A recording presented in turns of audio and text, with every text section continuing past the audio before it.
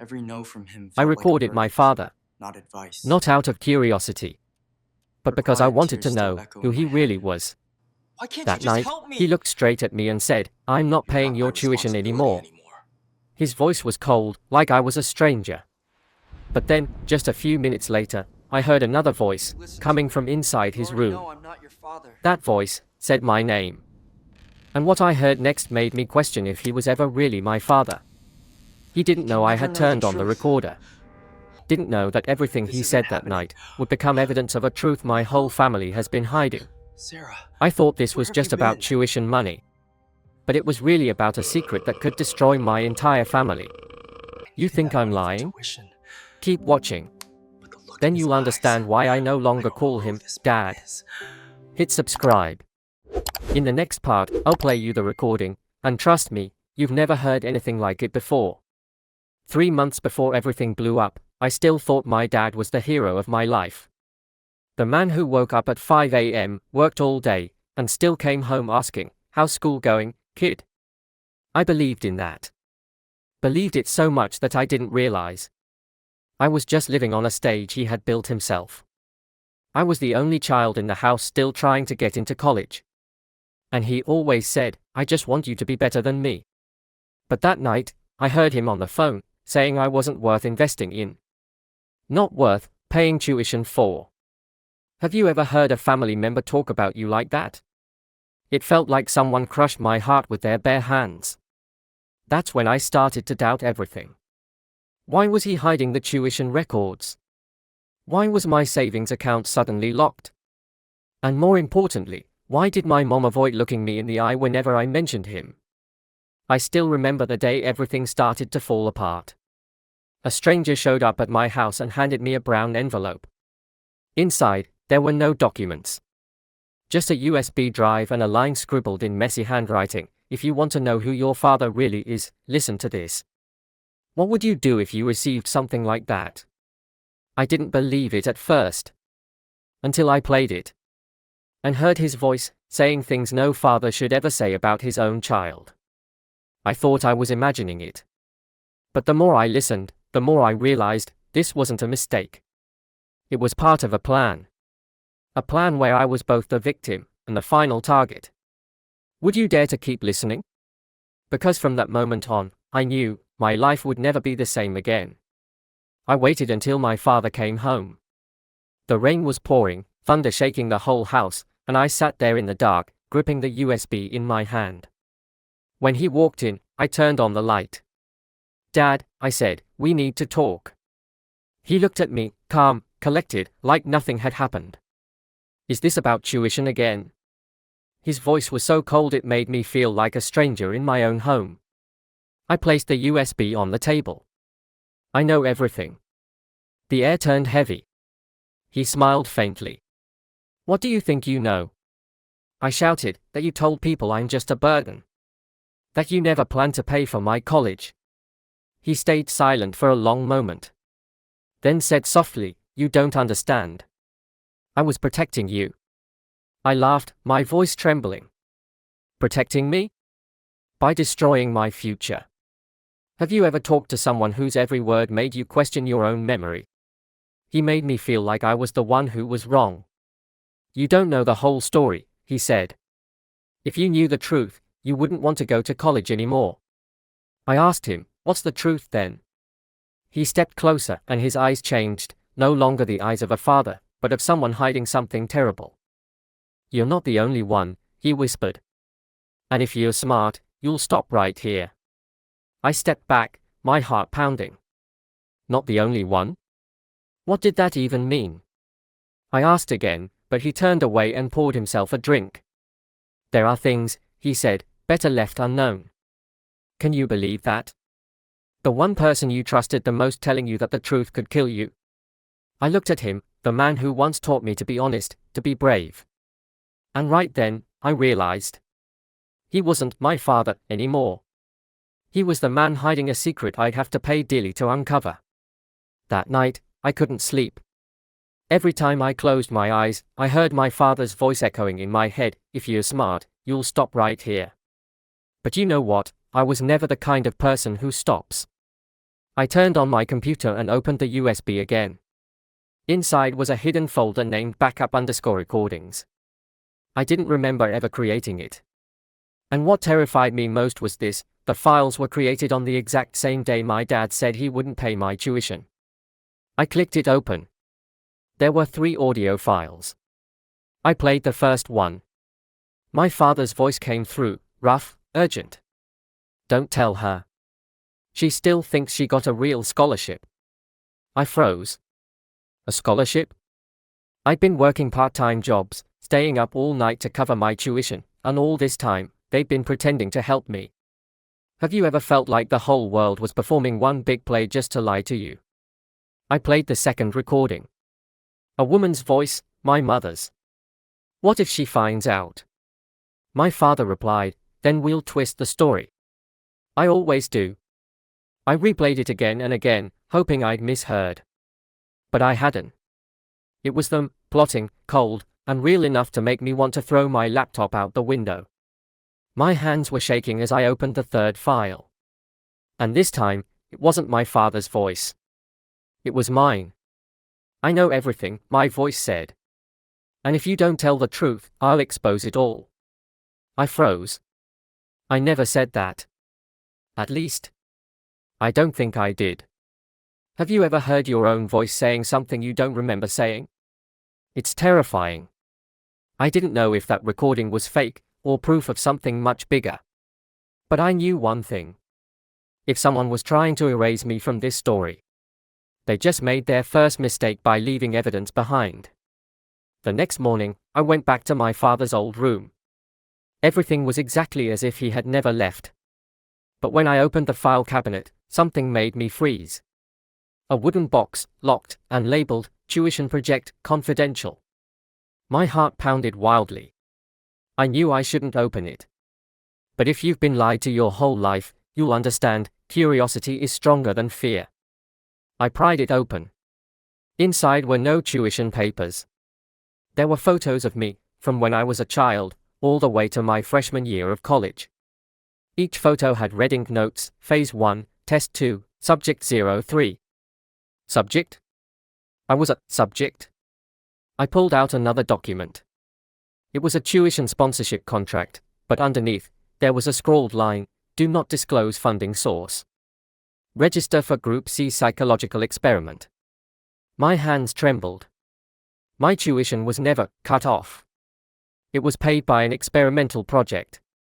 A project my father himself had signed off on. Do you know what it feels like to realize you've been turned into a lab rat by your own father? I collapsed to the floor. Every word he'd ever said, every psychological test he'd done when I was little, now it all made sense.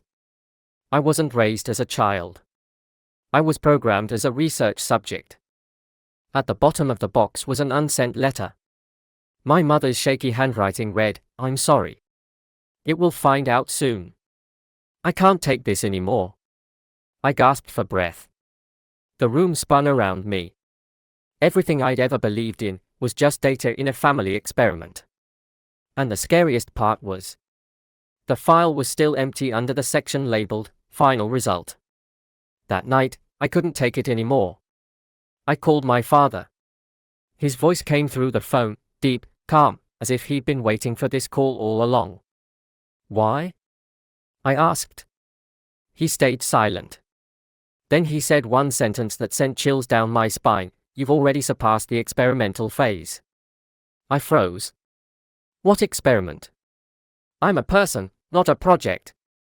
He replied, "We're all someone's project, my child." Have you ever heard a father speak as if he were your creator instead of your parent? I gripped the phone tightly and screamed, "What have you turned my life into?" He sighed. "I just wanted to see how you'd react to rejection when your tuition was cut off." It was the final phase of the loyalty test. A loyalty test? He was talking about my real life as if it was some kind of psychological game. I turned on the speaker. I wanted to record everything. His voice remained steady. "You don't understand. If this experiment succeeds, it will prove that emotions can be programmed. Even your rebellion was part of the prediction." I shouted, "Then what about your love for me?" Was that programmed too? He answered plainly, not love. Data. That word cut through me like a blade. I threw the phone to the floor. It was still recording. And through the static, I heard his final words, "If you truly want freedom, go back to where it all began." I froze. Where it all began, the laboratory beneath our old house. Would you dare to go back there? Because I knew, if I went down there again, I might never come back.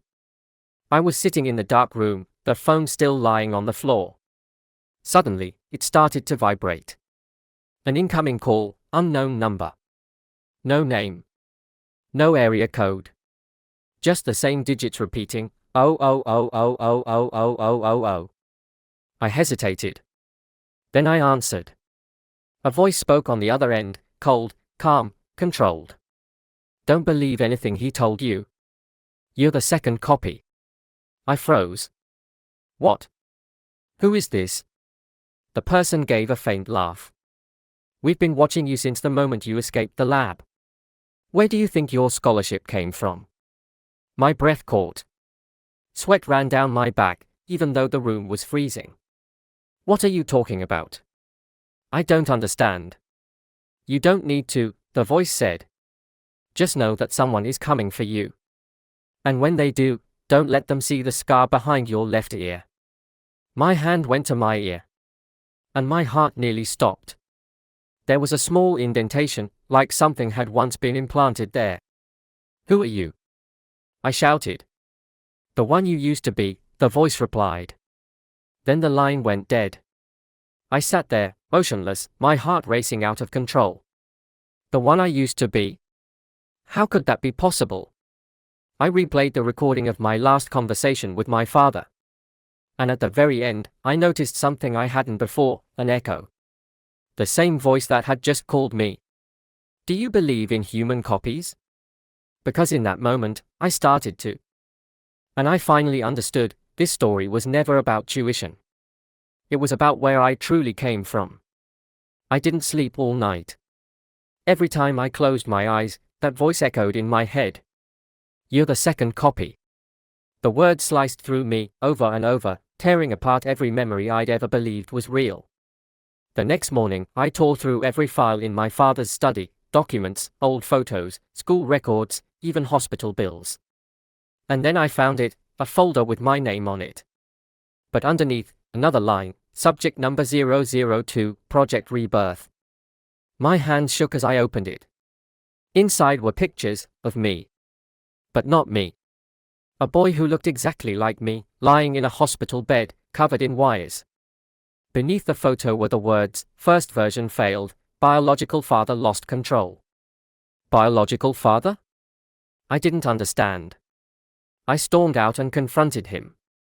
Dad, what is this? Why does my file say Project Rebirth? His face went pale. He didn't speak. Just stared at me, long, heavy, and haunted. Because, he said finally, you weren't my first child. The world collapsed around me. I screamed, then where's the first one? He replied softly, he's still alive. And he's looking for you. I stumbled back, my pulse pounding in my ears. Every word, every gesture from him, all those years, none of it had been love. It was observation. Experimentation. Can you imagine what it feels like to realize you aren't real? That your memories, your emotions, your entire life, nothing but programmed data? And when I reached the last photo in that file, I froze. It was a picture of me and my father, smiling, but there was a third hand resting on my shoulder. That's when I realized. The person behind the camera wasn't my mother. It was the first version. I ran out of the house, clutching the folder in my hands. The night wind cut like ice, but what sent shivers down my spine wasn't the cold. It was the voice that came from behind me, a voice I knew all too well. You found it, didn't you? I turned around. And froze. Standing there was someone with my face, every line, every feature, except for one thing. He was smiling. Who are you? I asked, though deep down, I already knew. He tilted his head, that crooked grin widening. Not who. What? I'm the original. My mind shattered. Everything I believed about myself, every memory, every emotion, crumbled. I wasn't real. I was a defective copy of someone else. He stepped closer. You really thought Father only made one version? You experiment too. I'm the first. And now, he smiled faintly, only one of us gets to live. I gripped the folder tighter, my heart racing. He chuckled, his voice soft and cruel. Do you know why Father stopped the experiment? Because I killed Mother. My whole body went numb. I stumbled back, my shoulder hitting the cold wall. He leaned in close, his breath chilling my ear. But don't worry, he whispered. Now it's your turn to finish the story. I looked at him. And for the first time, I saw it, the look in his eyes. It wasn't his. It was my father's. Do you understand? Maybe I never had a brother. Maybe I was never a clone. Because this entire story, every voice, every image, was just an experiment inside my own mind. And the most terrifying part is, I don't know if I'm remembering my life, or just reciting the notes of the man who created me. I woke up in a room so white it hurt my eyes. Machines beeped steadily around me. The doctor said I'd been in a coma for 3 months. But when I looked in the mirror, I didn't recognize the face staring back. Something was different. The files were gone. The house had burned down. And the man I remembered as my father, he didn't exist in any public record. So all this time, who was I? An experiment? A dream? Or just the story of a madman trying to remember his own original self? If you want to know the truth, hit subscribe. Because this is only the beginning.